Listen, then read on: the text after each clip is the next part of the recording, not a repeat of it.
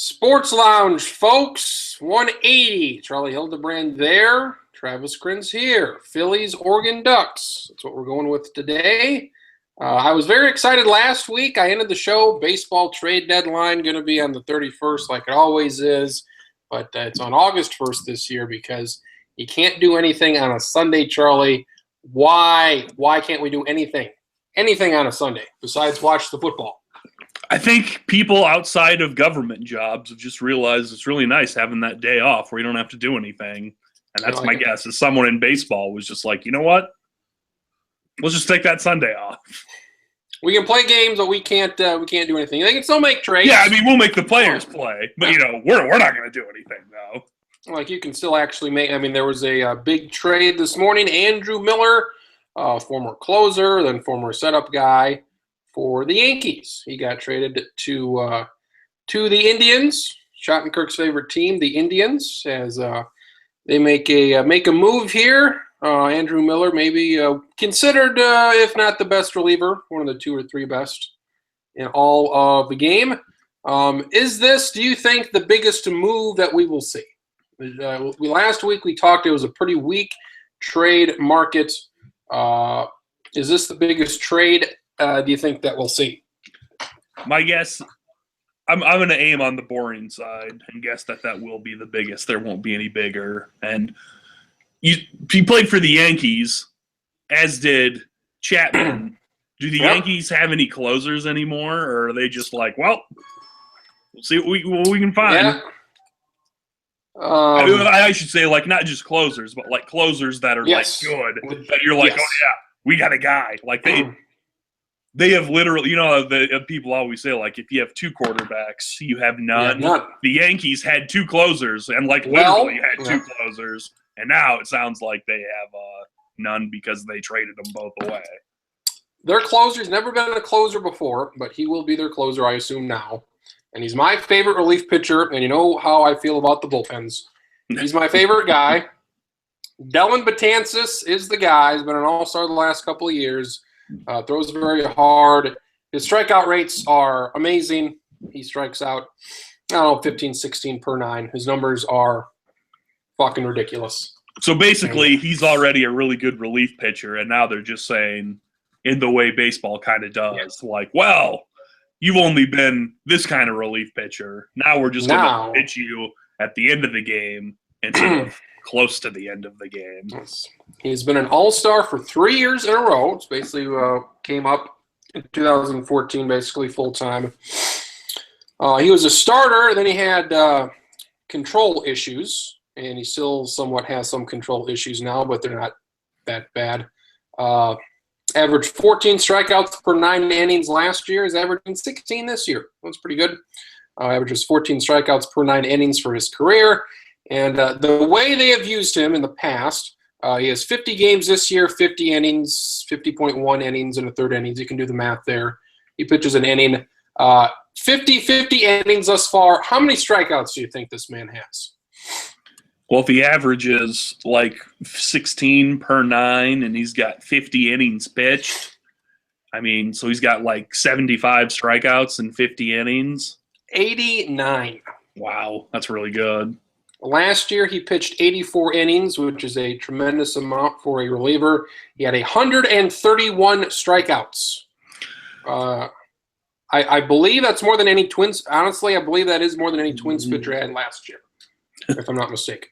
And then the year before, another 90 innings, which is, again, an unbelievable amount for a bullpen guy. 135 strikeouts. So I like this guy because at least the past couple of years, Joe Girardi has pitched him multiple innings, multiple times. But that won't be the case now since he'll get the 9th inning, and he kind of, loses value because he won't be coming in during the 6th, 7th, 8th. He'll be coming in during the 9th. And, when the game's not, sometimes already decided when you're up a couple of runs. So averaging 1.5, somewhere between 1.5 to 2 strikeouts per inning is pretty good. That's a lot of Ks. ERA this year, 2.5. ERA last 2 years, 1.5, 1.4. So he's really, really good. Here's how good he is, Charlie. You want to know So how you're good he saying is? his ERA this year is 2.5, and like this is a down year for him ERA Yes. wise. We're like, oh man, he's not as good as recently, but he's still fantastic. ERA plus a 170, which means he's 70, I believe, 70% more than, or 70% better than average of 100. Last couple of years, ERA plus has been in the 265, 275 range. So you're 175% better than average. And do you want to know how good this man is? How great he is? Lay it on me. In his career, he's pitched 232 innings, which 232 the equivalent full career, which is the equivalent of about one season for Clayton Kershaw. One season for a really good starting pitcher. Yes. Like a premium starting pitcher. Yeah, 232 innings, 367 strikeouts. Jeez. And his ERA is 1.94.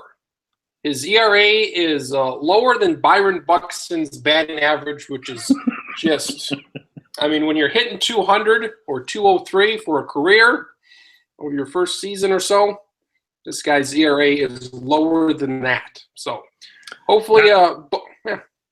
Not bad for a guy who, at a point in time, had accuracy and control issues. Yes. You were saying that's not half bad. It's pretty good. So he'll be the Yankees closer. Andrew Miller goes to Cleveland. Late last night, we thought Cleveland was also going to get the best catcher on the market, Jonathan Lucroy from Milwaukee. But Lucroy says, no, I don't want to go to Cleveland. And apparently it's because they would not play him at catcher next year. So Cleveland going all in here, see if they get a catcher sometime tomorrow. What do you make of Jonathan Lucroy saying no? Cleveland's a pretty good team, probably winning the division. Their pitching's very good. Quite poor this year. They're not very good. Yeah. What surprising. I was surprised. Is it worth it though? Especially because it's trading, not if it's free agency, and it's just like, oh well, I'm saying that, but it's actually because this team offered me an extra $800,000. I'd be like, well, okay, I get that, but I don't know. He must really not want to be. Apparently, must really want to be a catcher or something. Yeah. I don't know. I'm just thinking back to my Little League baseball days, and I would just be like, oh, yeah, I'd be excited to not play catcher. But I guess if you really like it, I suppose it's tough to put a price tag on that. But I would although at the same time, like winning games is fun, but in the pros, does it ultimately matter if you don't win a title? And what are the odds of Cleveland winning 2 titles in 1 year? Yeah, that would be something. Not winning anything for a long time. And now people are getting excited about the Cubs and Cleveland because Cleveland hasn't won it. I think they have the second longest drought of 1954 was the last time they made it. Wouldn't that be something? A Cubs Indians World Series. What a deal that would be. And it just seems alive. We talk about the presidential race and the politics and all the shootings and all the sports stuff. Okay, here's something completely different. We're about halfway through the year. Is this going to be a more memorable year, 2016? Because Cavaliers won, Golden State did. The presidential race is something we haven't seen before. The Cubs are good and the favorites. Do you think we will remember this year more than, say, 2013, which I have really no recollection of right now? Like everybody, like 1968 a lot of things happened that year. A lot of riots, a lot of racism stuff. Martin Luther King died. Robert Kennedy got shot too. Nixon got the presidency. 68 for baseball. Bob Gibson had a 1.12 ERA. They raised the mound after that year. So a lot of things happened in 68. Is 2016 are we going to overrate this now, or we look back and say, oh, Golden State did this and Cleveland did that and the presidential shit? And first off, I would say the problem is anymore nowadays, like we don't ever just rate stuff. Everything's either overrated or underrated. Yes. But I would say that I think in general, most years where you would have a presidential election, where you would have a two-term president leaving, so both parties are presenting a new candidate, is going to be, at least at the time, is going to be a sort of a big deal because it's going to be new. It's going to be new and different regardless. And this one might be more interesting in the way that it seems like a lot of people don't want anybody to win president. But then, in addition to that, with Cleveland being like, oh yeah, we've been awful, for 50 however many years, like generally awful at most sports, a few times here and there being good, but losing in heinously painful fashion, to win one this year. I think also, this isn't as big of a deal as those things, but if you were trying to kind of pigeonhole stuff in there, Peyton Manning winning his second Super Bowl along with, I don't know where you'd rank the Broncos defense. I wouldn't say they're the best defense ever, but obviously they were a fantastically good defense. That would be at least worth mentioning among the great defenses. Kobe's last season, Tim Duncan's last season, Steph Curry's stuff. Yeah, the Golden State stuff, that was the biggest deal. Like, all of it was the biggest deal ever until they didn't win the NBA title. And Kevin Durant, he's on their team now, so that was a big deal too. So yeah, 2016 will. Lots of things happened. I think there will be stuff that'll be remembered. Also, Have we peaked? It was the year, even if the movie wasn't any good, that Batman and Superman finally. Oh my God! The movie. First time it ever happened. I did. It was not very good. Did Batman win? Or was it a cliffhanger where it's like, well, we could have a second one here? I don't know. It happened. Well, they fought in the middle of the movie and then made peace and said, "Oh, really? We shouldn't be fighting. Let's fight this other problem that's a bigger deal." So nobody won. Spoiler: Batman won more than Superman won. Okay. If you're scoring the fight on a 12-round, boom, boom, Batman wins. Cleveland Indians, they've won 2 World Series, haven't been there since 54. They won in 1948. They won in 1920. So that's it. They've been around for a long time. They were really good in the late 90s, early 2000s. Made it a couple times, didn't win. So Cleveland making some moves here. Bullpen's not very good. It's below average as far as ERA and stats. Offense pretty good, a lot better than last year. Starting pitching's good enough. Maybe the right side is that the bullpen's not that important, and there's no way that could ever come back and be problematic at all.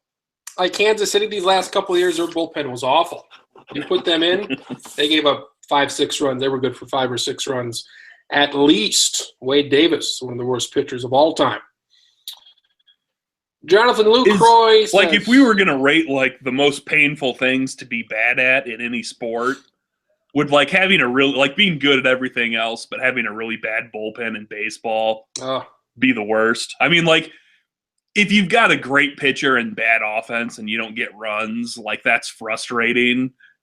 But it seems to me, and you're more of a baseball guy than I am, but it seems like it's worse when it's like, oh yeah, we were up 4-1, and then they pulled the pitcher, and then we lost 5-4 because in 2 innings they gave up 4 runs or whatever because the bullpen's terrible.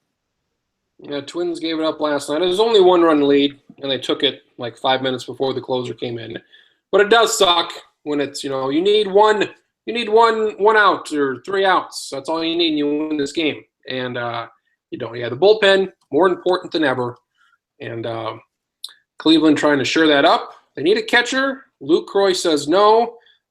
He's a very good hitting catcher. A 300 hitter this year. One of the better hitting catchers around right now, and his contract is very good. It's ridiculously cheap. He's making $4 million this year. He's making $5.25 million next year before he's a free agent. 5, 9, 10, 11, 12, 13, 14. He's made $14 million here over these next 4 years. So it was a ridiculous contract, very team friendly. So hopefully he's still healthy after next season and can get $50-60 million to be a catcher in his early 30s, because he's really good, and he's made the All-Star team twice in the past 3 years. Twins, they traded Ed Nunez. We know Ed Nunez because he loses his helmet all the time. Not most of the time. It's every time he's running the bases.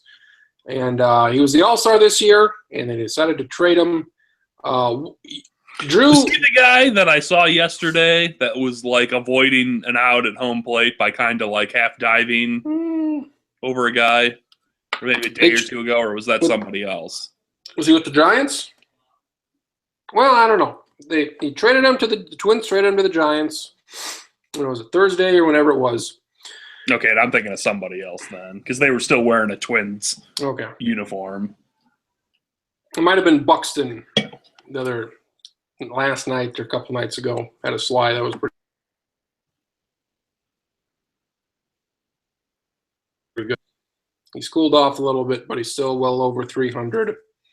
Do you like the move here? Trading high on a guy. Drew Allman's a big proponent. He wanted this for a month now. Trading high on a guy that probably very surprising he was an all-star.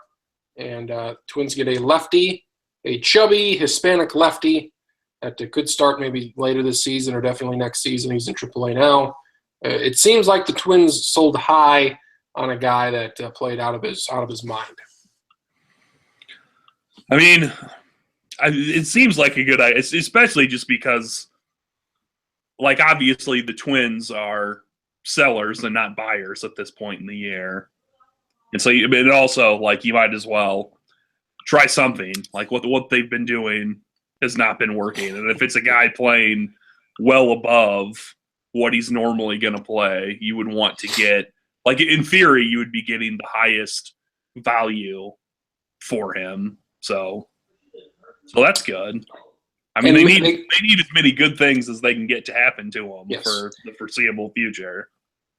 Eduardo Nunez was seen as the heir apparent to Derek Jeter at shortstop, and that never happened. Twins got him. A minor league trade, which the Twins, safe to say, I think they ended up winning that trade. It was April 7th of 2014, so right at the beginning of the 2014 season. He comes in, plays 72 games, bats .250, good enough. Doesn't walk a lot, so it's not the greatest. Last year, he plays 72 games. It's .282, very good. On base percentage, a little above average. Slugging percentage, pretty good. And this year, leads the league in stolen bases. Has 27 steals this year already. Had 28 last year, so he can steal bases for you. Loses his helmet every goddamn time. Became their full-time shortstop. That's just character. Losing his helmet. It's adding character and depth to somebody. You would think that would get annoying for you. It's like every time I run, the helmet's too big, it falls off. It's like, wouldn't you like to run and not have the fucking helmet fall off? You'd think so. I guess he doesn't give a shit. I mean, also, like, since it's supposed to not fall off, the second mine would fall off, I would be like, oh, shit, I'm going to take a ball to the side of the head now.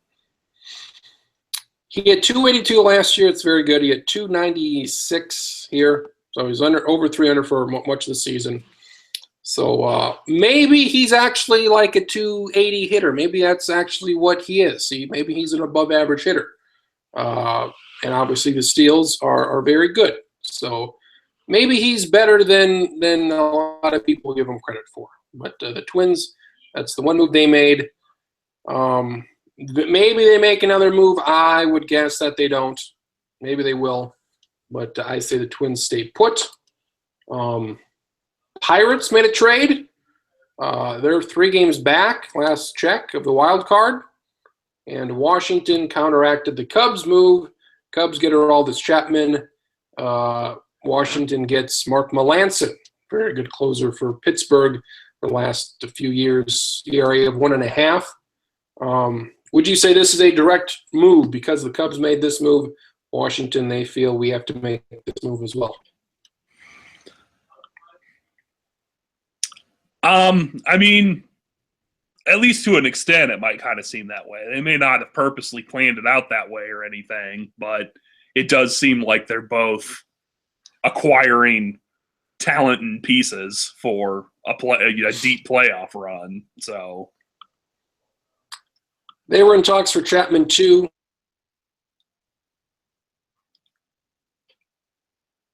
Not as he used to be, and he's normally a bitch. So I haven't heard anything about how he feels about this, so I'm interested to see if he cries his ass off, since he will no longer be the closer, and Mark Melancon is the closer instead. I guess I was surprised that Pittsburgh did this, considering they are very much in the race. I mean, would you have expected a team that is a whole 3 games back of the wild card to be? I mean, Melancon's probably one of the 5 best closers in baseball.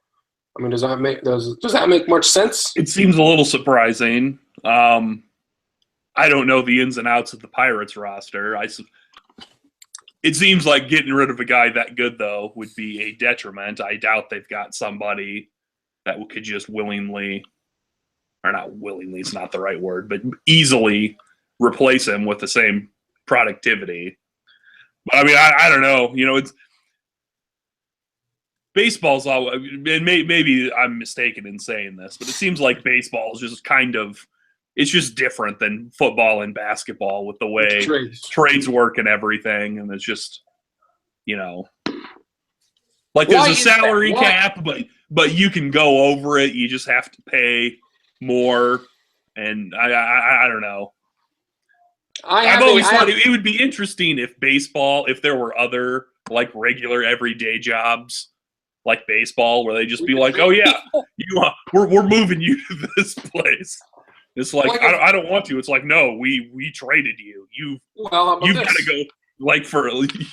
go you've got to go work for this radio station in Western Utah now, Travis. Oh no. Well, I'm in the radio. You're in the newspaper. Who owns the Sioux City? Is that a Lee Enterprises? Lee Enterprises. They got a bunch of papers, and they own a bunch of other newspapers in Nebraska and in the area, I'm sure. So it would kind of be like that, where the general manager of your station or the editor-in-chief says, "We're trading Charlie Hildebrand to Norfolk for a city government reporter." A city government reporter. And an obits player and an obits guy to be named later. Got to put the obits together. Thank God that doesn't happen. Thank God. That'd be awful. Mark Melancon, like there would be times that might be good for some people, but there would also be times that it would just be brutal. Yeah, I mean, if it was like, oh, we're moving you to this place, and then I should say, like, the Sioux City Journal is good, and I generally like it there. But if they were like, oh yeah, we own this one in San Diego, and we're going to pay you way more, go there, I'd be like, okay, that sounds well, it's like when you are part of the trade, like there's the main piece of the trade. Who are we trading for? We are trading for this closer. He is what we want, and we'll give you these minor leaguers that may or not be good. Yeah, that's true. I would not be the main part of the trade. I'd be the minor league guy. He's the minor league guy. We got to throw in a guy here. They'd just be like, oh, huh, okay, throw in this AA guy. Mark Melancon's making $5.5 million this year, a steady increase of his salary next year to $9.6. So Pittsburgh, not known for their spending, they're going to have a closer next year. They're making $10 million, so maybe that was part of it as well. And he's been with Pittsburgh for 4 years. He has 260 innings. His ERA is 1.8. That is really, really good. So theme seems to be closers moving.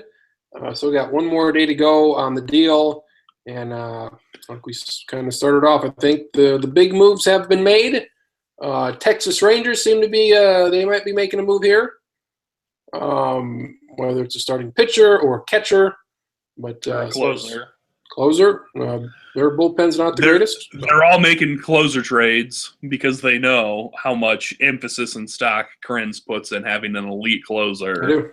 To only get saves and not ever pitch at any other juncture in time. You need a really, really good guy to protect that two-run save. If you were in game 7 of the NL or ALCS, and it was the bottom of the 10th, would you really want to put in your closer if he wasn't going to get the save? No, he's got to get that save. You got to save him. You got to save him for the next series. If you think regular season saves are important, postseason saves are like 10 times. I mean, we all know the records of the postseason save leaders of all time. It's like the peso compared to the yen. They just it's so much more powerful. It is. And if I got a big-time closer in the playoffs, I'm going to tell them, if you're coming in, you're going to probably pitch 2 innings, maybe 3 innings. That's what we're going to do. Oh, baseball trade deadline, look forward to it a lot. I guess I was also surprised, rumblings that Kansas City was thinking about trading Wade Davis. Now Wade Davis is on the DL with some arm issues. And we don't know a whole lot, but could be serious, could be not. So he's put up a historic run here these last 2 or 3 years. So, Kansas City not making the deal this year. They are 5 games under 500. They're all Twins. So the Twins, that's who they're chasing right now. And I guess I was surprised Kansas City says, well, we may trade this guy. We may trade that guy when, got to the World Series last 2 years. They're 7.5 games back of the wild card, so they're not making it.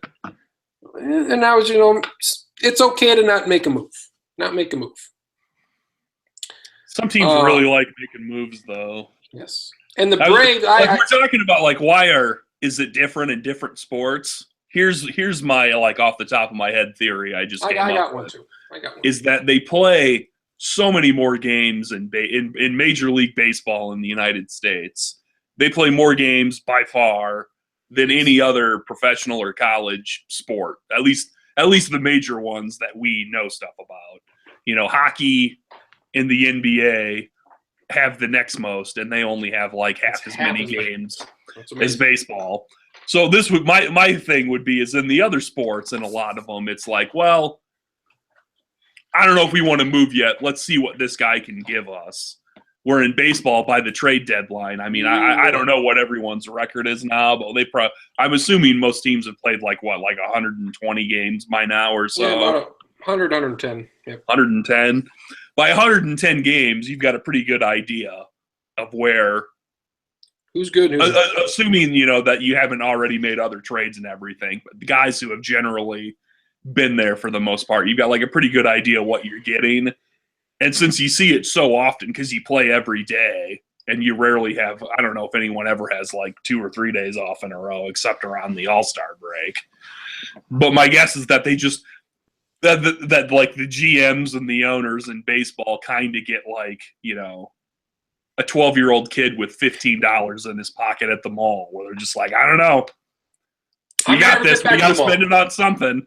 If I don't spend this money now, it's just going to sit back at home, and I can go and I can get $8 worth of Laffy Taffy, and that'll be really fun.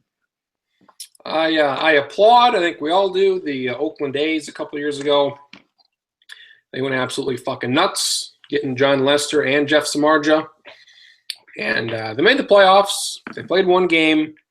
They were ahead of the Royals in the 8th inning on the road by a couple, 2-3 runs, and they lost. And they haven't been good since. So they took a chance. I applaud their chance. It just didn't work out. It should have, but it didn't. Final thing on the baseball, the Braves, obviously the Braves got rid of all their players because that's what happens when you build a new stadium. That means you automatically have to get rid of all your players and be awful so that you can be not as awful when you open up a brand new stadium because that matters for some reason. They got Matt Kemp from the Padres. Matt Kemp having a very good year. I find that very odd that the Braves get rid of anybody that has a contract of any significance and just bottom out. And now they bring in Matt Kemp, who's a pretty good outfielder. And it's why are they doing this? Because they're not really anywhere close to winning right now. They're just loading up on minor leaguers and hoping some of them pan out. Similar to that, the Twins will be better next year. And I really hope for their sake that Yes. they're better. I would feel bad if they weren't. And they've been a lot better since the first month and a half half of the year. They've been competitive. Like they're a team. Why do we never see a team like that? The Braves kind of did this with Matt Kemp and whatever, but I don't think they're really close to doing anything. Why don't we see a team like the Twins, who we think they're going to be good, or at least they should be for sometime the next couple of years? Why don't we ever see a team like that go and trade for a guy that could help them next year? Because I'm sure they're going to go out, hopefully sign a guy or two this year. We never see teams that are, on the come, as we say, get a guy for, we're not good this year. We may not be good next year, but a couple of years from now, we should be good. And why don't we get a guy now that's going to be around in a couple more years? So you're saying, like, do the NFL equivalent of, like, win the offseason and free agency, but they're just doing it at the trade deadline? And when people say, but you're not going to win anything this year, they just say, we don't care. This is for next year or the year after. Yeah, well, okay, you've got the Padres. The Padres went nuts at the end of last season and got all the guys. And they traded away James Shields. They traded away Matt Kemp. They traded away a lot of the pieces that they brought in, and they were like, "We're going to go for it." In Arizona this year, with got a couple pitchers, Shrinky, and we're going to go for it. And that didn't work for either team. And it seems like they always do it in the off season instead of saying, it may not make a difference that year when they make the trade, but next year, the guy's probably still going to be on your team. But we never see teams that are average or even below average say, all right, we're gonna get a guy, and at least next year you're gonna have that guy. We never see that. Yeah, I don't know. It would seem like the trade deadline would be a good opportunity to do it, because that's obviously the last time you can make trades for a long time, and you just get people more in either in desperate situations or, like I said, just like, well, we got to do something. We're 2 games behind. We're 2 games out in the wild card. We got to change something. Yeah, maybe it's maybe the price comes down a little bit when there's not such much demand. Like, well, we got to trade a guy, and maybe we get in a bidding war with a couple other teams, and they're giving up a big prospect, so we got to give up our big prospect. I don't know. Maybe that's why they do it in the winter, but. Who the hell knows? Yeah, I think you bring up something interesting, because this is something I never used to think about, but at least like in professional sports, I don't know if it matters in college sports, but in pro sports, there's like the element of we might not be that good, but we still need something to sell. Like, we need some player to point towards and say, well, this guy's good, watch this guy, or watch this thing or something. That if you're not very good, and, assuming you're not the Marlins and just don't care and don't want to sell any tickets, period, assuming that you at least want some people to show up and everything, getting somebody who's not like, an MVP candidate or a 10-time All-Star, but someone who's just like a good player to at least be like, hey, we got this guy, so at least you can watch him till the end of the season and get a preview for next year. Because I don't know, I never used to think about that, but there's times where it's like, I don't know, why don't they get rid of this guy? And it's like, oh, well, they do have 6 posters or 6 huge banners of that guy in, the stadium or in the arena, depending on what sport. And they drafted him, and he's been there for 10 years. And if they had to get rid of him, they could, but they just kind of, don't want to deal with the bad publicity of getting rid of him. One final point on the baseball deal. Reading the Facebook comments, I enjoy the Facebook comments, a wide variety of opinions on every topic known to man. And Twins trade their all-star Ed Nunez, and you got not just a wide variety of comments, but like very, very calm and logically thought out comments. Nothing just off the cuff in the heat of the moment. Ever. Rarely is there profanity. Calling somebody a goddamn fucking idiot or something, because why not? They trade Ed Nunez, and then you got some guys We like to think we know what we're talking about here. And we said, they sold high. He probably won't play this good. And the Twins got a pretty good prospect. I think, people say, good job, Twins. You did a good job. And there's other people, less informed fans, see this and say, oh, they traded their all-star. What the fuck are they doing? The one guy, they had one all-star. This is the guy. He's one of their best hitters. They got rid of him. What the hell are they doing? Screw this team. Blah, blah, cheap. They're whatever the talking points are. So it's very interesting to see that part of the deal where they don't understand, that, hey, this guy's playing pretty good. He's probably playing over his head, and they're selling high on him and hoping he doesn't do as well as they did with him. So, one of the things I would most want to see in life would be some year to have some football team, and there's no way this could happen to an NFL team, but some arena team that's basically run by consensus on Facebook or Twitter. It's just should we go for it? And there's just this instant poll that obviously the other team couldn't see, but that the coaches would see. And it'd just be well, it's 4th and 8, but I guess we got to go for it. And they voted on draw, so we have to run a draw on 4th and 8 and see if it works. I think I would just love to see how they would vote.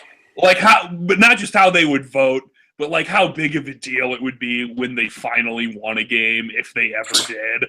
And just see all these times. So easy. It's so easy. It's just something the things you think of when you're watching a game and are just why don't they do this? And then you think about it and you're well, okay, maybe they shouldn't do that. But the questions that some coach would have to answer after the game, that it would just be I don't know, it wasn't me that picked it. It's I don't know, they said that, we went up by 3 with 30 seconds left. They wanted to kick an onside kick, so we kicked an onside kick.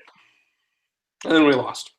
I called a timeout hoping that we could get a revote. They still voted for onside. It's a goddamn video game. It's a video game.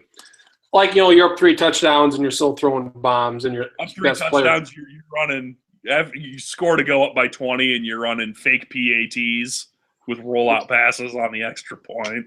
With 5 minutes left, and then your quarterback gets hurt, and you're well, what the fuck was he even doing in the game? You're up 3 touchdowns. Yeah. Well, yeah, I don't care about any football outside of college or the NFL, but if you were going to get me to watch Arena League or something like that, I might watch if a team was run and looked at like that. That would be interesting. Call a timeout. 4th down. You got 2 minutes here, folks. Twitter poll. Let's get it going. What do you think? And then you come back and you do it. I'm surprised the team hasn't done that before.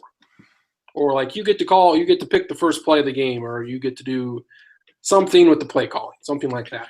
Yeah, part of me is a little surprised, at least in the levels the Sioux City Bandits or the Sioux Falls Storm play in. The Lingerie Football League? Or that. But there's some teams that are just no, we're 8-3. Why would we do that? But there's always teams that are 1-9, and it would just be you know what? We could probably get more people. You could even do it, I guess, where it wouldn't have to be on Facebook. You could just do it that there's some little thing, like a clicker thing, in the seats at the stadium. And it's if you attend the game in person, you get to be part of the voting process, I guess. And so that would be how they'd get people to show up. Or text a certain number and they get the results somewhere. Yeah. I'd vote blitz on every play on defense. And with the baseball thing, with the trades, it's just you can take a guy and he can play right away. There's no plays really to know, because we all know football is the toughest game of all time, and the playbooks are 1,000 pages, and you need to know all of the plays and everybody's duty on every single plays. And how can you actually get acclimated within a month, let alone 5 years on the same playbook? So baseball, you get traded, you go. There's no plays to learn. So probably another reason why baseball trades happen and football trades don't. That's true. And also one thing that I guess you could say, maybe this is a positive for baseball, just because I've sort of seen this or people say this line of reasoning and it sort of work. And I've seen it in football also, but it rarely works. But it's and this is comparing quarterbacks and pitchers. But there's times, like you've got a pitcher that is pretty good and then has like 1 or 2 years where like things just aren't going right and they're not clicking and they don't know what's wrong. It's not like he's not throwing as hard or anything. And they're like, I don't know. Maybe he just needs to change the venue. And more often than not, that doesn't matter.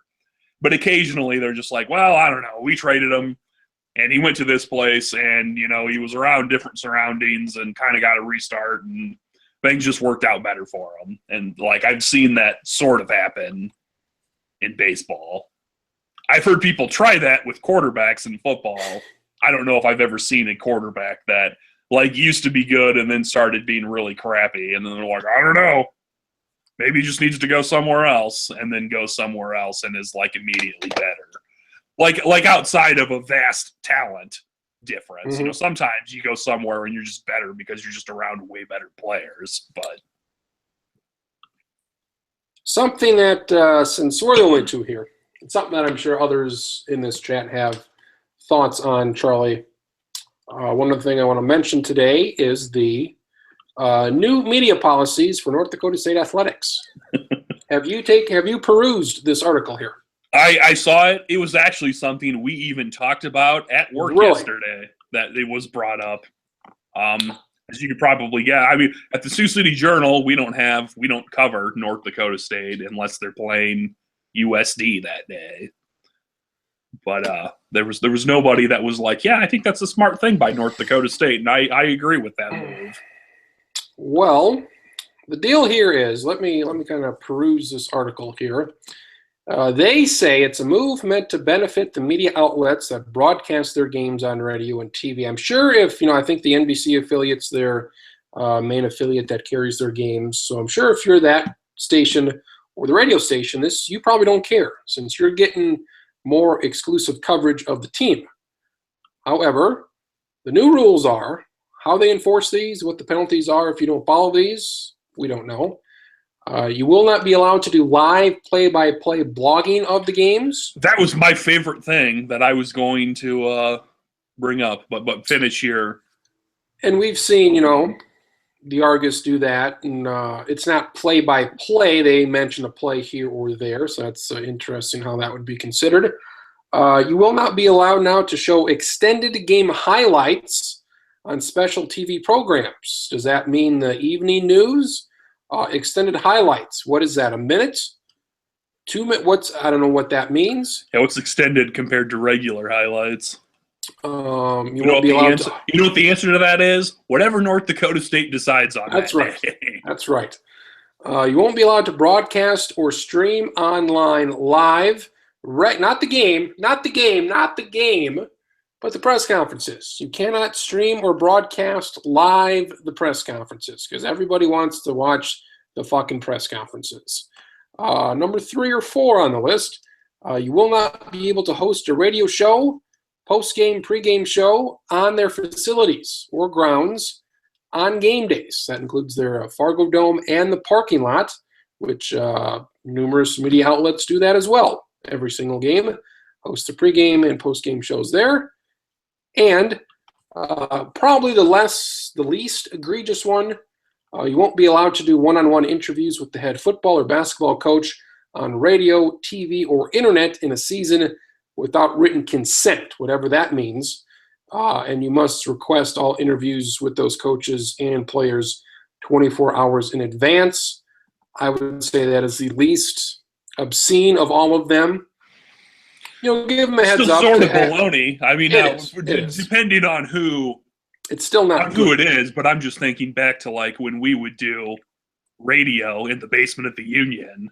That theoretically it would have been, if we would have been at North Dakota State under these rules. That I think maybe I'm wrong. I think there might have been 1 or 2 times. It was just like that day. It was like, you want an interview?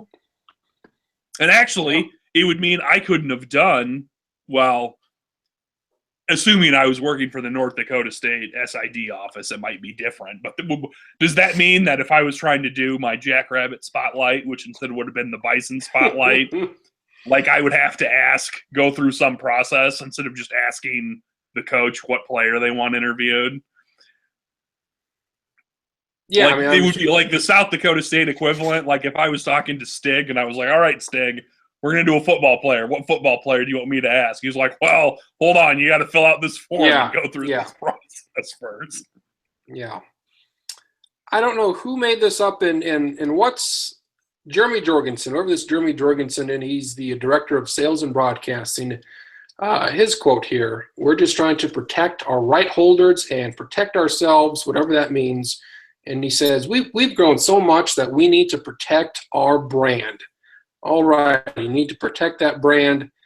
And he also goes on to say, which this is line of the year. This is very good. He says, this is nothing out of the ordinary. Most schools are doing this. I don't know any schools, especially at your level, that are doing this. So never heard of an SCS school doing it. I have heard of like much bigger schools doing something like that. I don't know if I've ever heard one doing it too as at an extreme as North Dakota State. But like all the ones I can think of that have done something like that, and I'm not going to pretend like I know every example ever, but it seems like it's something that lasts for like a month or two, and then they realize like this doesn't work or there's too many people that hate us now because of this, and we need to go back to the other way things were. Also, he said, when asked if non-rights media outlets would be granted permission to do some of these things if they want to put in a special request, he said it would probably be denied. They got the NBC station here, KVLY, that's their main station in Fargo that does their games, and Midco also does a lot of their games, so they're in this and they're fine, and also the radio is fine. So if you're not the NBC station and if you're not their radio broadcaster, they say it would be denied. And I just find this. What are the positives of this? This is less coverage. To me, I mean, it makes zero sense. The balls and egos are running high in Fargo. But yeah, it's less coverage. I would assume whoever came up with it, they think that they're going to get more money this way. That there's going to be people that are like, oh, well, so the only way we can do this is by that makes sense. Becoming a broadcasting partner. So let's, and I don't know. I would imagine, and I don't know how you can do this. And like, 2 years later, they're like, yeah, that was the best decision we ever made. Like, I would imagine in some way this is either gonna backfire or they're gonna completely reverse it or at least heavily change what they're doing, because I would say one of the biggest differences between professional and collegiate sports is there's so much more coverage of professional sports because there's just fewer teams and they're all in like the smallest professional sports town is Green Bay, which is like 100,000 people still. Which does not describe, I mean, there's some college towns that are in cities, so that's a bit different. But most of those also have to compete with professional sports teams. But that you just need like as much media and free publicity that you can use in college sports to get people excited. And this seems like finding a way to limit that seems like not the best idea. When would you expect something like this to be changed? Before the season, I mean, there's been a couple articles, columns, opinion pieces out there saying, making a mockery of this. And we also forgot to mention I believe they're going to have an actual radio station that is devoted strictly to NDSU athletics 24 hours a day, which See if that works. The only other place I know that's done that is Texas and the Longhorn Network. How's that working? From my understanding, in some ways, it's like sort of working for them now, and they do make money off of it. But that's also based off the fact that they've got some sort of deal with ESPN for it. So, like, Texas owns it, but it's not like the SEC network where it's like ESPN owns but just it. SEC. But it's also, but yeah, like the SEC is like all 14 teams. With Texas, it's like I don't know, like I get that channel, or maybe I don't get that channel, but like it's just by some other channel I check to see what's on, and it's just like there's so much weird stuff. Like you have to come up with programming, and I don't think I'm going out on a limb and saying that there's a crapload more University of Texas sports fans than there are North Dakota State. Oh, yes. Oh, yes. I mean, there's more. I don't know.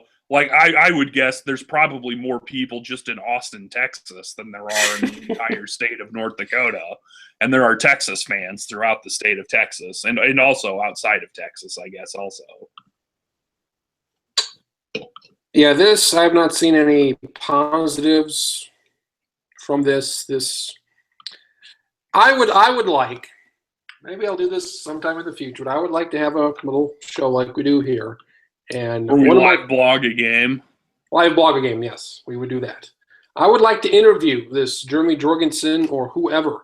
I mean, I don't know if anybody will next week, but they should. Whether it's Fargo or Sioux Falls or Brookings or Aberdeen or whoever has a sports show in the area that gives a shit about this, they should get this guy on or somebody on, the AD or whoever, and ask them about this. Or maybe that would be against their own policies where they can't actually interview anybody. Yeah, so like they're like, so if ESPN is like, hey, we want to do this, they're gonna be like, well, no, you're not one of our broadcast partners. He didn't give us enough head notice. I would love to interview this guy. What was his title again? If you've got it handy there.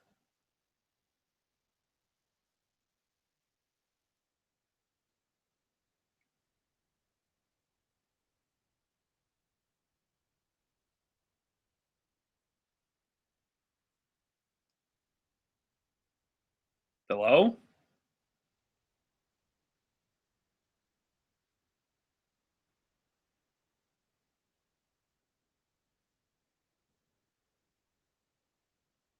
Can you hear me now? The internet went out. Oh, I can hear you again. All right. Internet went out there for a little bit. But I think you could do who even comes up with this idea? What did they have problems in the past where we need to fix it, and this is how we're going to fix it? So I think this could be very good. Maybe. I mean, but like I said, and maybe I'm wrong. I'm not in a, like, we know a little bit about like what goes on inside college athletic departments. I don't know if I'd say either of us are like super experts, especially when it comes to like the sales side of it. But it just seemed to me, though, like it was a case of like, oh, we're going to do this because we think we can make more cash this way. Because I looking at it like objectively, I don't see any other reason. Like you said, unless they've just had these awful incidents where, I don't know, like people were grabbing players off the street without permission and like asking them bad questions that led to controversial answers or something like that. I don't know.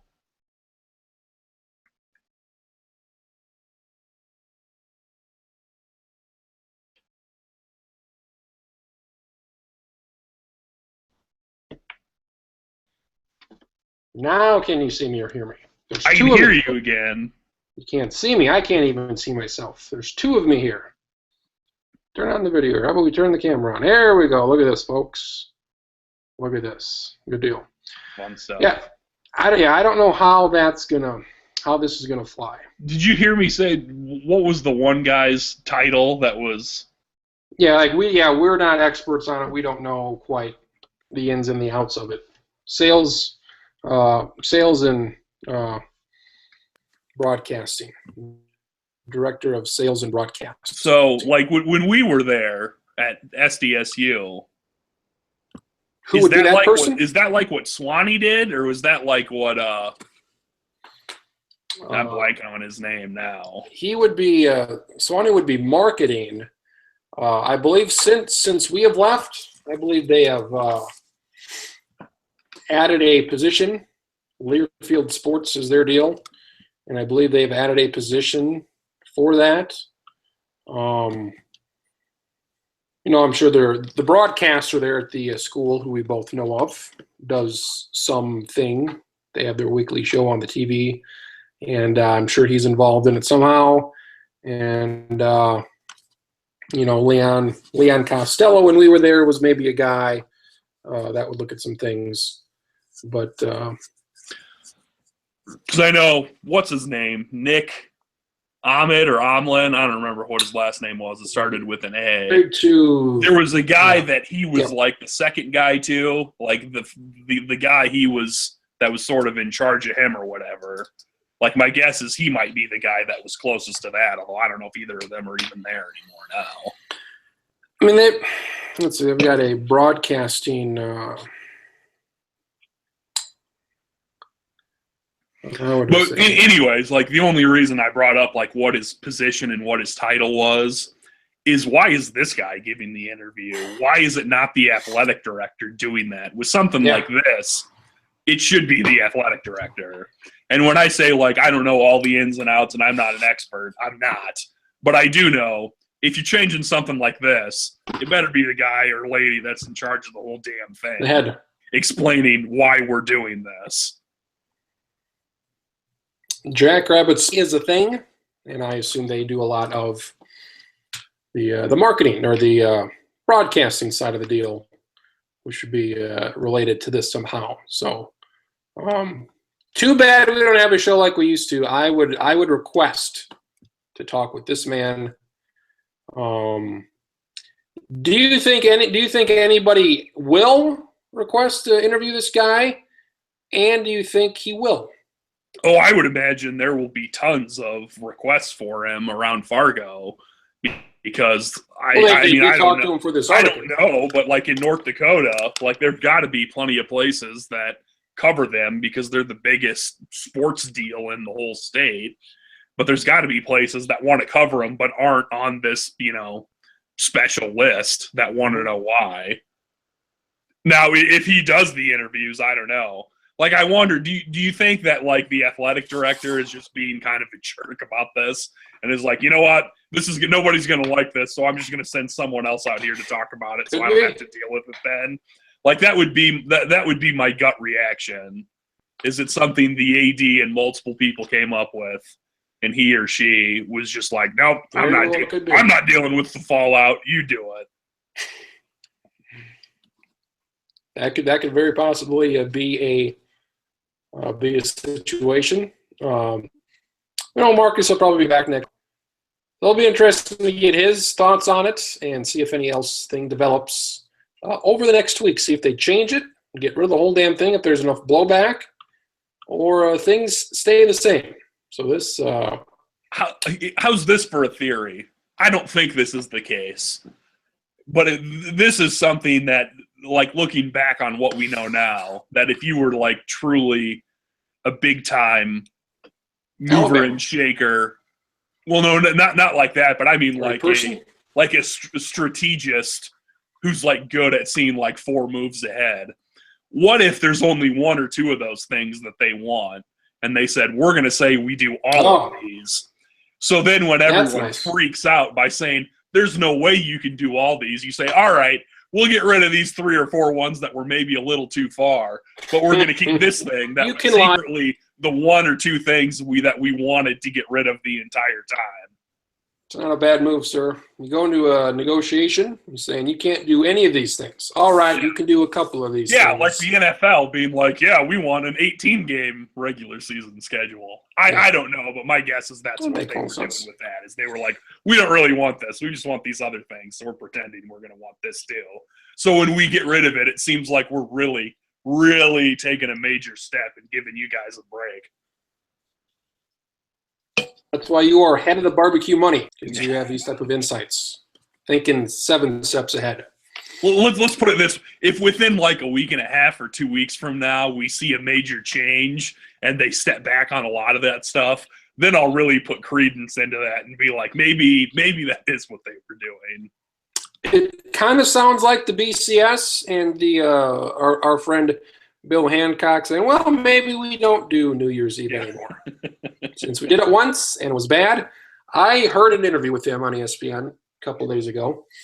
I feel almost bad whenever he gives interviews because I think, like, it seems like you and I realize this, but a lot of people don't, that he's not in charge. He's just the guy. He's like the White House press secretary. Yes.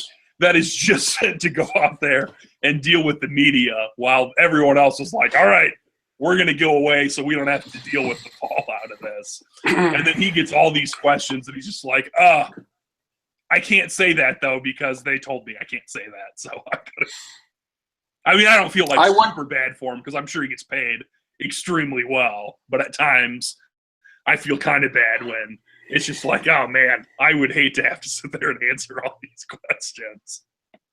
I would love to have him back on, and I'm sure he wouldn't remember us because why would he? But I would just, like a lot of radio is, I would just play the role of, I don't like the playoff. I like the old system. And just whatever he said about why he didn't like the playoff 5 years ago, I would just use that exact whatever he said. I remember the things he said. If there's a playoff, then it's like a business trip, a one-day business trip, which obviously it isn't. We've seen these teams last couple of years get there like a week in advance of their semifinal game, and they do all the same shit they do for a regular bowl game. So it's ridiculous, and we knew it was dumb at the time. And who would have thought people like to watch college football, especially when it's like the top 2 or 3 teams in the country playing against each other? Who would have fucking thought? It turns out that people would actually watch that. Wow. Other than maybe it's a person's specific favorite team, that those are the other games they like to watch the most, the games between the best teams. Unbelievable.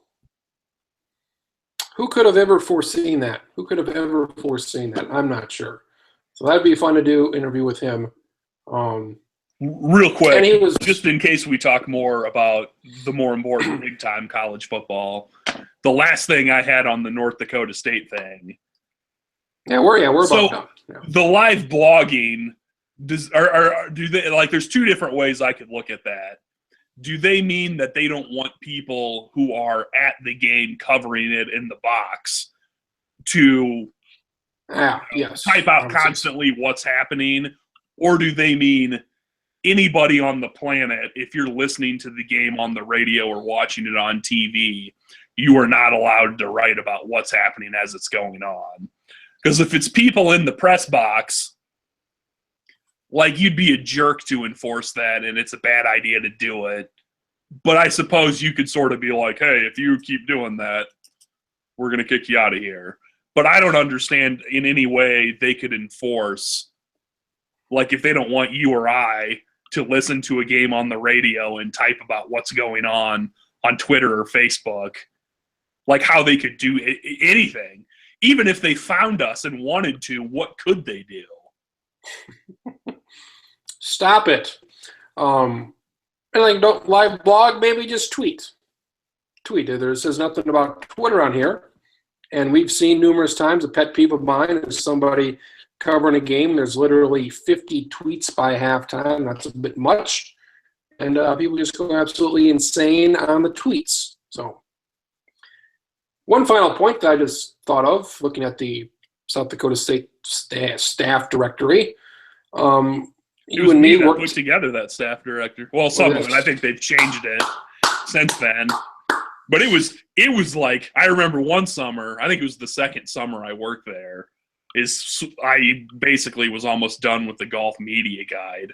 And Sweeter was like, hey, I'm going to give you a project. And I was like, shit, I'm going to have to do this for work. And then he was like, yeah, the staff directory? And then I looked at it and I was like, yeah. And he's like, you need to fix that. It looks so bad.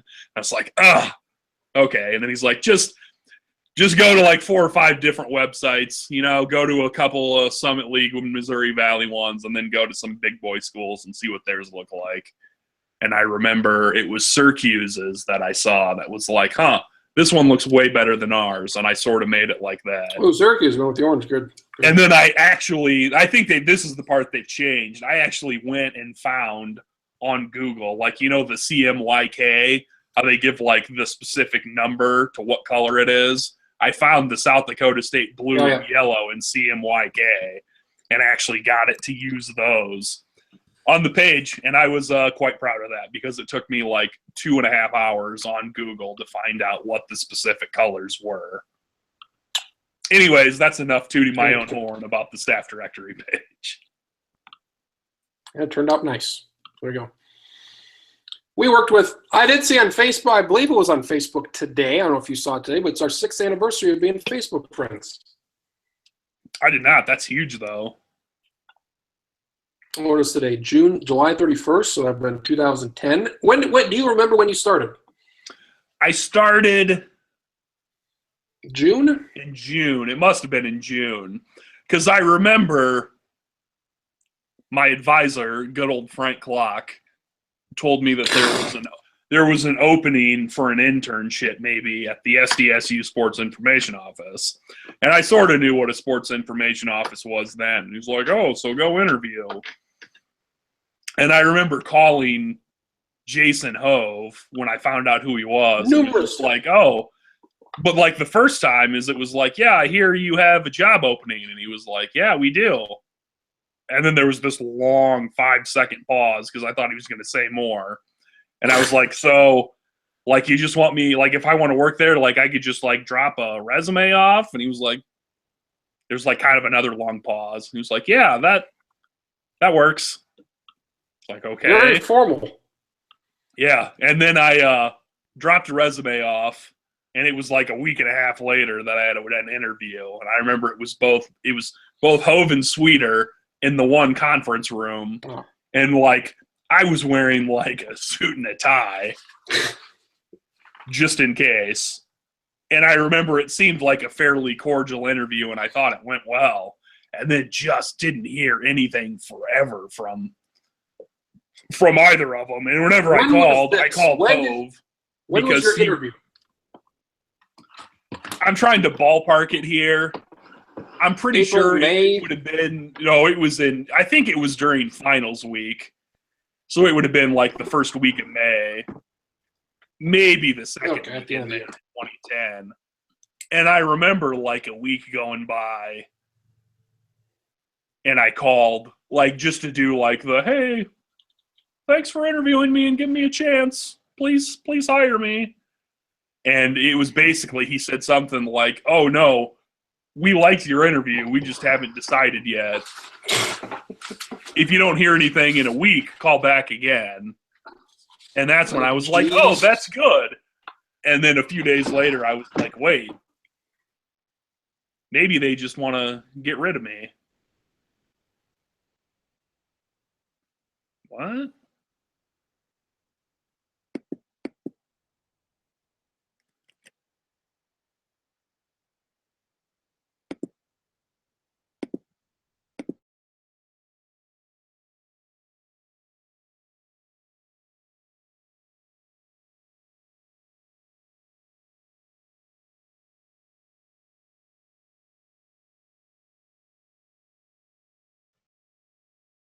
Hmm.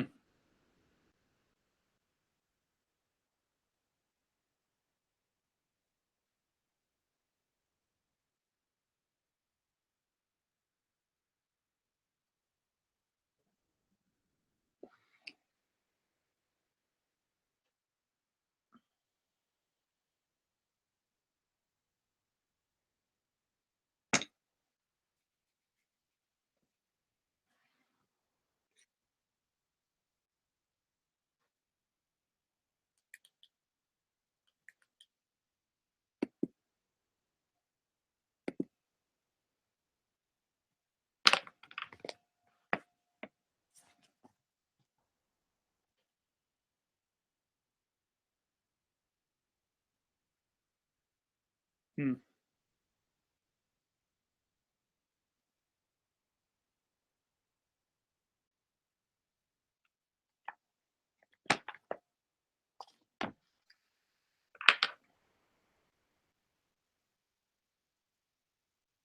Hello? I lost the internet. I don't know what the hell the deal was. The internet's bad.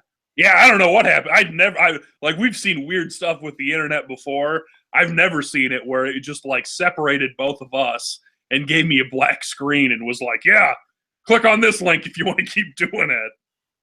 We're still going. You cut out for me when you said, okay, they're going to call you back in a week. Yeah, and then so I was like, oh, that's good. That means that I did not get it. I'm still in it. And then after like 3 or 4 days, I was like, man, if you didn't want to hire someone, you could just do this for like a month and keep saying call back in a week, and they'd eventually stop calling. And then I think I called back a week later, and I remember I don't remember where I was in the parking lot, but I was in like the movie theater parking lot of Brookings. Is that because that used to be? I think that was where you paid for cable. I think I was paying for cable, and then on the way back, I stopped and was like, "Oh, I should call them." And then I should say there were numerous other times I called, no answer on the phone, and I didn't leave a message. And then I talked to him again, and he was like, "Oh yeah, we might hire you. I got to go down and do this conference softball tournament or baseball tournament that'll last like a week and a half or 2 weeks." Jesus. And then I was just like, man, why is this taking so long? Because I think I lived in a house and I moved into an apartment that summer. And I think I moved in on June 1st. And it was a while I lived at that apartment before I even found out I got the job. And then I remember there was some time that, like, he never called me ever, except I think to say that, like, hey, can you interview on this day? And then there was one time, like, I called him enough that I had already saved his number in my phone instead of looking it up on the internet each time, because there were so many times I called and nobody answered. And then, like, there was one time, like, I heard my phone ringing in my room, and I was like, oh, I guess I'll go see what this is, thinking it'd be something boring. And then I saw that it was from him, and it was a message. I was like, oh, shit. And then so I called it, or I listened to my voicemail, and it was like, we're prepared to give you the job. Just call us back. So, like, I called them back right away. You should have waited a week and said, no, I'm waiting a week, you assholes. I really should have. And I remember, like, the only thing I remember about talking to him is I was like, so, like, dress attire, like, do I need to wear, like, a suit and a tie? And it was like, I just wear, like, khaki pants and a polo shirt. And I'm like, oh, all right. So I never wore a suit and a tie ever again, except for the day we did the fall or winter sports preview stuff. But so, like, I'm thinking it was the middle of June, maybe even the end of June, that I finally, like, I'm not going to look it up right now. It definitely, we knew each other. It definitely was after the Summit League baseball tournament was over. That was in May, yeah, late in May. What did they ask you during the interview? I remember a little bit, but How not long a was whole lot. It was probably somewhere between 5 and 10 minutes. It wasn't that long. Like, I think they may have asked if I worked for the Collegian, and I said no, but I had written, other stuff.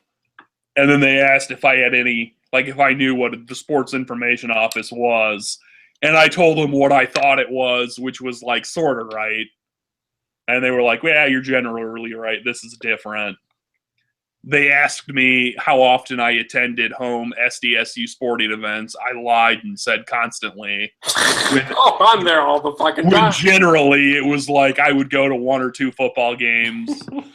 Let's say 2 to 4 football games a year, but only like 1 or 2 basketball, because the men's basketball team was just awful up to that point in time. And the women's was generally good, and sometimes I go to a women's game.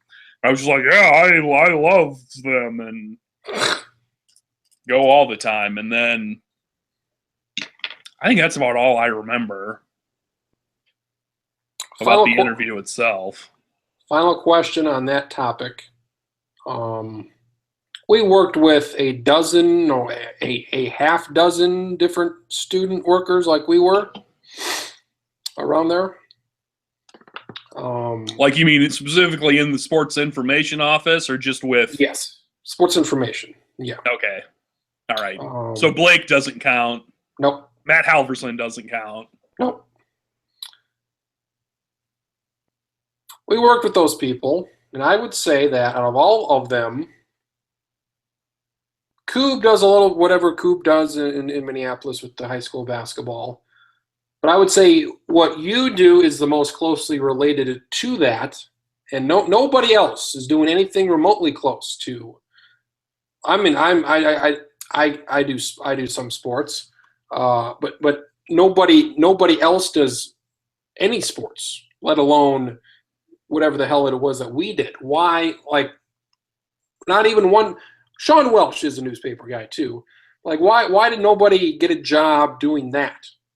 I went somewhere else for a year and got a job doing that. And what is it about that where it's like, you know what?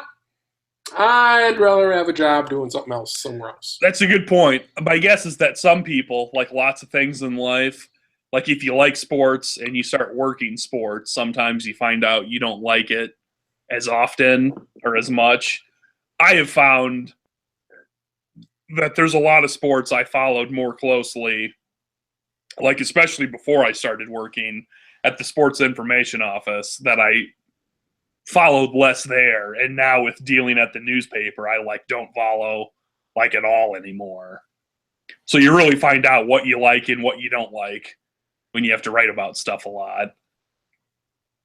But my guess is that a lot of people, it was just like, oh, well, I thought this would be super fun, and it was okay. I think I want to do something else. The hours weren't the best. And also, there may be some people who we worked with that probably just weren't very good at it in the first place, so maybe they couldn't get paid to do it. Not naming names. We know who you're talking about. Obviously Chelsea, because Chelsea was the worst person who ever worked there and never was successful at anything. There you go. It's like there's one thing but like they don't even work in sports anymore. I mean, you do sports stuff. I do sports stuff. You do sports stuff. I'm friends with Chelsea on Facebook, but I don't talk to her ever. But she does works at some wine place or something, I think. The Betty Ford Clinic, I believe, was what it is. And Gus V works at a bank or something. What's that McEwen guy deal? Because he was I didn't know him. I only saw him. He was only there for a couple months while I was there. He's in Sioux Falls doing something. I saw him in a Hy-Vee sometime in the past year. Not this year, but sometime last year. I saw him in a Hy-Vee. I hadn't seen him in, 4 years. And we talked for a while. And some insurance thing, marketing maybe. Marketing is what he was doing. And Blake's down in Mexico damn near. And, Blake's actually doing what he was there to do. So he's, the one guy. And he Jonathan is in an athletic department, right? And Jonathan is the new Swanee, so he's the one person that actually got a position at the place he worked at, doing what he wanted to do. So there you go, folks. Anything else? Trade deadline tomorrow. You'll be headed down to Brazil for the opening ceremonies. On Friday, you'll be back for the weekend. It's going to be hot again next week. Not quite as hot as it was last week because that was a bit ridiculous. I'm actually going to be down in Brazil for 2 or 3 days. I want to contract as much Zika as I can to spread to as many other people as possible. Make sure that you do have a sperm donation prior to your trip, just in case. Put something on ice. Sperm donate, do you have to do it a certain way, or can I just go rummage through the trash can? Because if I can do that, we got plenty of samples already. I don't know if that's sanitary. If it is, I'm not. I haven't dealt with that in a long time. I have not, collected the cups for a long time. But if they don't know the difference, job, but somebody's got to do it. It is sticky fingers Hildebrand right there. That's Lounge 180, folks. There's a Facebook message. I can only imagine it's Drew Hammond talking about how awful Kenny Vargas is. But we'll get to that. Bramer hates Buxton, and it's hilarious. That's what it is? Bramer does? That's what he said. That's what Drew? That's what Drew said. Says Bramer hates Buxton, and it's hilarious. I should have prefaced that. You said it's probably Drew. I just said what he said. I should have confirmed that it was Drew. Well, he doesn't give him a whole lot to be excited about. So there you go, folks. And we have set the dates for the college football preview, whenever the hell that was. The last 2 weekends in August, I think, is what it is. So I'm sure stacking. Here's what. Okay, we want to. Is stacking like I wasn't on the show for 2 weeks. Was stacking on it either of those? I don't know. He has been on in a while. He was on last week, and then Schottenkirk said he was an asshole or whatever he usually does. I miss stacking. I didn't think I'd ever miss stacking as much as I do right now. I haven't seen him in a while. Will he be the one to bring up that Hawaii or what is it? Hawaii and California play in where Australia is that who plays? Yeah, like the week like the week before, and then he's going to be like, we're going to say, college football season opens up on this date, but somebody's going to say, no, it's a week earlier. It's on this date. Is he the most likely to bring that up? I think he is. If it was a different game with better teams, actually, I was going to say it would be me that would bring it up, but if it was better teams, you would probably mention that was the first game of the year. If it was, I don't know, if it was like not even a great game, just a much better game. If it was like Utah and Tennessee. Utah and Tennessee would be much better than Cal and Hawaii. There we go. So we're 3 more weeks away.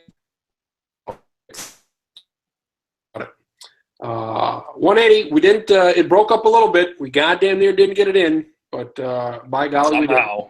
Unbelievable. And at some point in time in the next couple weeks, we might get my conference blog up there. Yes, conference thing. The Big Ten getting 24 teams. That's the tease. A 24 team Big Ten. And how basically 2 conferences in one. Yeah, that's basically what it is. I'm thinking of doing this week. Going back at trades in baseball and looking at who won and lost the trade. That would also be good. We'll go and do that. So there we go. Sports Lounge 180. Charlie Hildebrand was here. I was here as well. Wearing another hat. So next week, 181. Don't forget, folks, there's golf going on. Lots of big stars that you can almost pronounce their names. There's a lot of big stars out there. Jason Day, he's among the contenders. Rory McIlroy isn't because he can't make a cut anymore in a major. But, he's good as well. So we'll see you next week. Sports Lounge. That's the internet. It went out. Son of a gun. The dial-up went out. Somebody's trying to call in. Shoot. Sports Lounge 180 in the books.